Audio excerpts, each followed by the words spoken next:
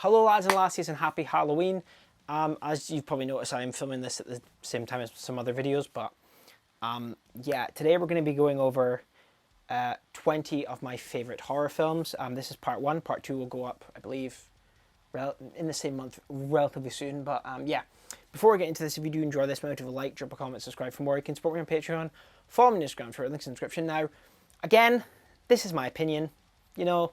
It doesn't mean anything to you. If you love these films, you hate these films, that's awesome. I honestly don't care. But, you know, going against what I just said, I would be curious as to why you like or dislike these films and what other films you think are fantastic. But yeah, we're going to get into it now. So these are the first 10. And we're going to go with The Conjuring. This was one of the first horror films that I saw and I truly adored. I think this film is perfection when it comes to horror. James Wan knocks it out of the park. I can't think of any time he didn't. Did he direct Dead Silence? Because if so, that wasn't for me. But 99% of the time, he knocks it out of the park. And this is no exception. I'd love to see this and the sequel get a 4K because I don't have it, but the worst one does. But this is just brilliant. I love The Conjuring. It is terrifying. And the Ed and Lorraine Warren stuff is just so close to my heart. I will die for them. They are incredible. Speaking of The Conjuring 2, it's The Conjuring 2. These two horror films are two of my all-time favorites. Like, they are up there. Like, they are. A lot of these are just like picks. Like I said, these aren't in any order, but these two are definitely up in my top 5. I love these films to death. 2 is better in my opinion, but 1 is just as good. Like, the nun stuff is terrifying. Again, the Ed and Lorraine Warren stuff. When he's singing "Can't Help Falling in Love with You" and the peak cinema, and I want these to get 4K so fucking badly, but they are just absolutely fan-bloody-tastic.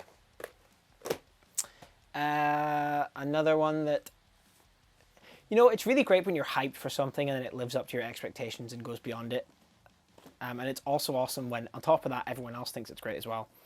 The Invisible Man 2019. Now the funny thing is, this is a hodgepodge Blu-ray because I got, so don't tell anyone, but this came with just a blue case, but then I thought, what if we change it to a clear case? So I took a clear case from another,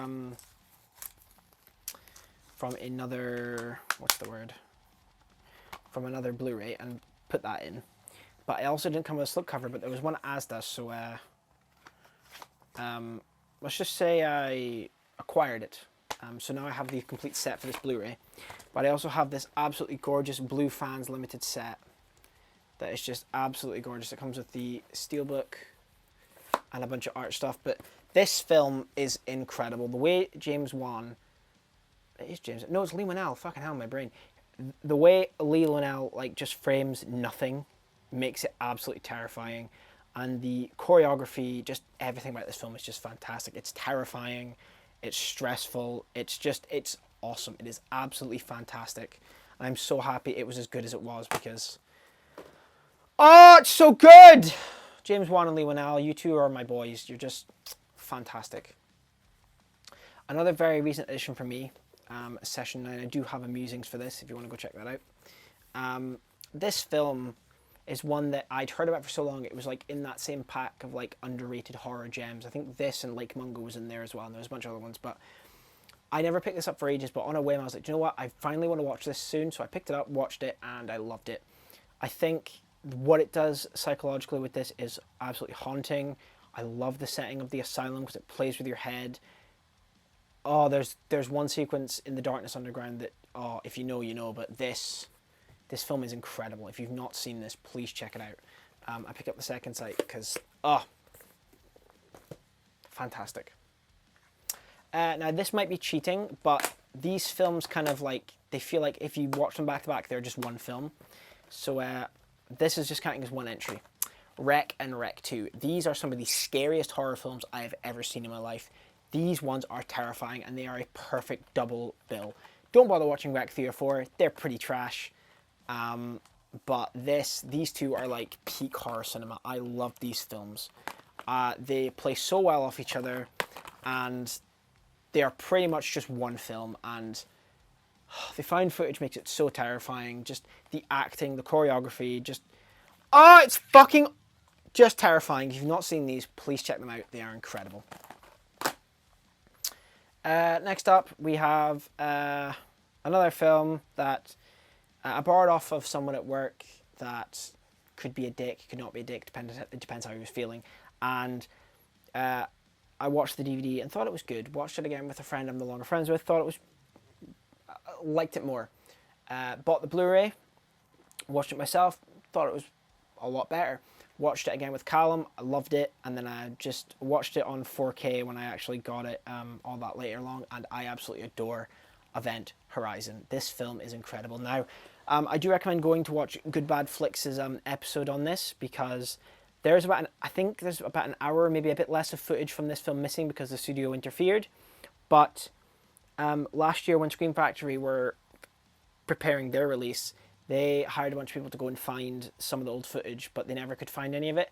There was reports a couple of years ago that someone found some of the footage in a mine shaft somewhere, but it was just, rotted and unusable. But this film to me is still awesome. Where the ship goes and how you slowly unravel it, it's just terrifying to me, and I adore this film to death. The 4K is gorgeous as well.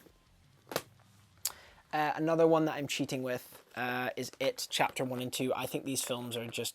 Together, these films are just fantastic. I think 2 is just as good as 1. The casting for all of them is fantastic. The child actors in 1 are incredible. Like, film-wise, 1 is better, but together they are perfect for me.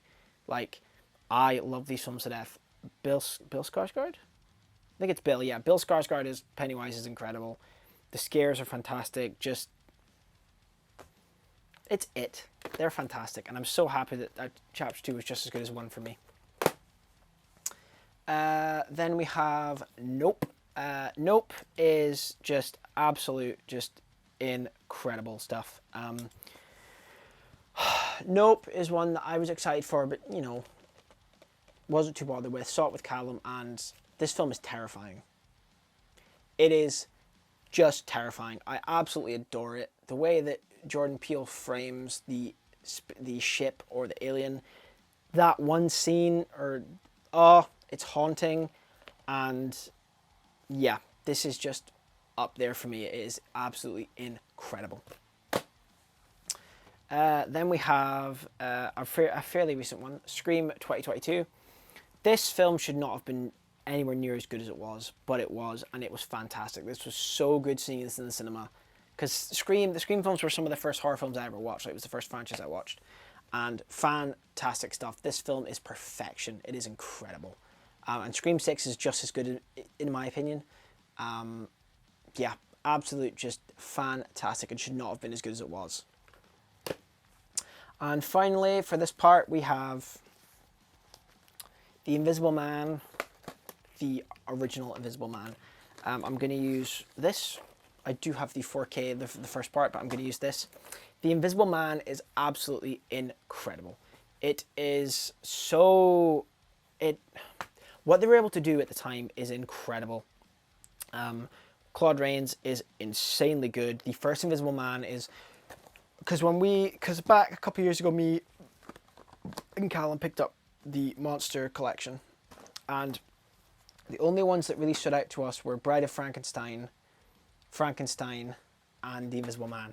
The Invisible Man is my favourite of them all. It is incredible. Short, sweet, quite creepy, and just awesome. I love this film.